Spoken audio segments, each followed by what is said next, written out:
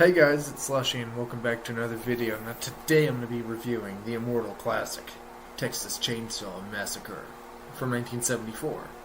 Alright, so I don't really know what to say about this movie. I mean, it came out in 1974, as I said, unless you're deaf and didn't hear me. And it spawned a whole fucking franchise. Now there's like a couple of rules about franchises. Generally, if your movie turns into a franchise, either that means you did a really good job, or two, you're a money-hungry son of a bitch. And in the case of this one, it seems like people were just a money-hungry son of a bitch because they were like, I see money. Let's make a whole franchise. And really, this is a franchise that shouldn't have really gone past the first movie, and maybe the remake in the 2013 film. Other than that, it's just a series that really should have died with the first one. It should have been the original, and that's it. But people needed money in their wallets, and that's why this franchise exists. And I would argue the same thing for almost every major horror franchise, and probably, honestly, film franchise, period. There's not many franchises out there that really need to be existing currently, because they just keep on getting dragged on because people need money in their wallets, because people be broke. That's all it is. But this film is a classic. I'm not going to take away anything from this film. I feel like it honestly doesn't get the kind of love that Nightmare on Elm Street gets and Halloween gets. I'm a big Halloween fan, as you can see.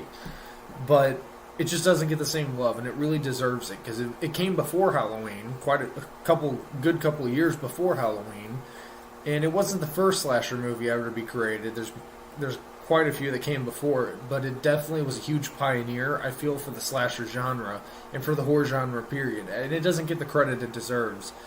And it's quite a disturbing film. It's a different kind of disturbing than some of the later Texas Chainsaw films. Like the remake Texas Chainsaw, that's disturbing on a completely different level. Because, Andrew Berniarski as Leatherface is just fucking terrifying.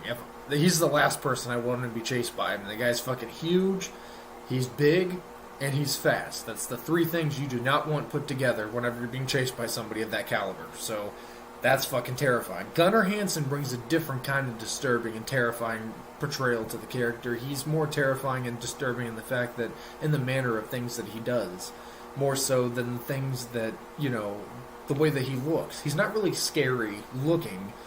It's just scary looking what he does and how he does it and how nonchalant he is about everything. He saw somebody in half. He doesn't get all vocal, he doesn't go all crazy.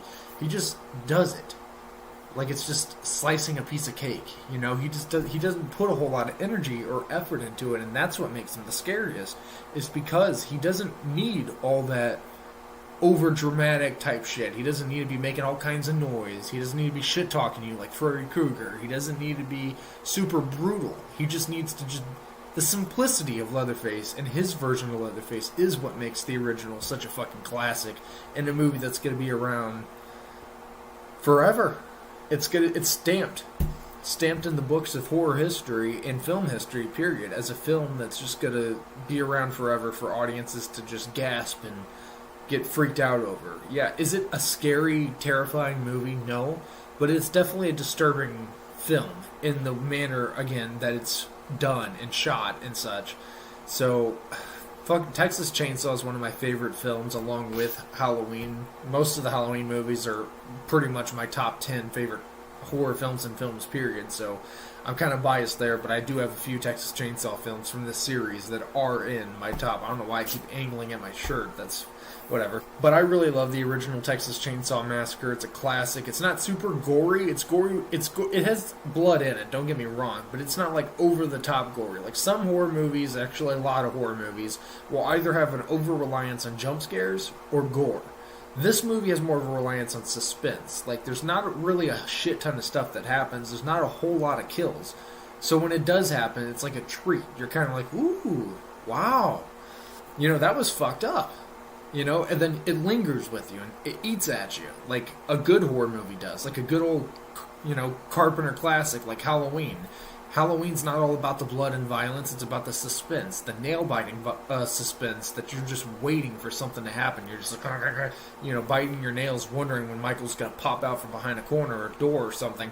Same with Leatherface. You're just waiting for something to hit, and then when it does, you're like, ooh. And by the way, I just have to say it, that dinner scene in this film is easily one of the most disturbing things in cinema history. Like, it's just fucking as far as mainstream horror goes, like Texas Chainsaw, it's one of the most disturbing things. Nothing will touch a film like Salo, 120 Days of Sodom, and Cannibal Holocaust, and Serbian film. Those are just fucking disgusting.